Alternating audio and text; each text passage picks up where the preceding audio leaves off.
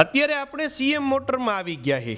તમે જો અત્યારે ઓલરેડી અહીંયા ગાડીની અંદર સીએનજી કિટ ફિટ થાય છે અને થઈ ગઈ છે. એ પાછી ન્યૂ ક્રેટા જે નવું મોડલ છે એમાં જ તમે જો કિટ ફિટ થઈ ગઈ છે.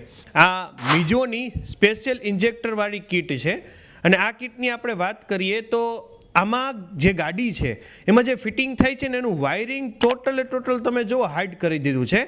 તમે ગાડી ખોલીને જુઓ તો તમને ક્યાંય દેખાય નહીં વાયરિંગ નામે.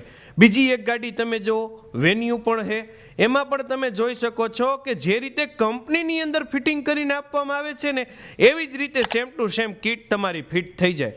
અને પાછી સેફટી, હા, બહારથી જ્યારે આપણે ફિટ કરતા હોય ને સીએનજી કિટ ત્યારે સેફટીનું આપણે બહુ ધ્યાન રાખવું પડે.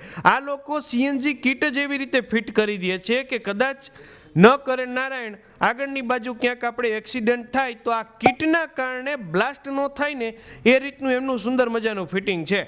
એન્જિનને ફૂલ સેફટીની ધ્યાનમાં રાખીને જ આ સીએનજી કિટ ફિટ કરવામાં આવે છે.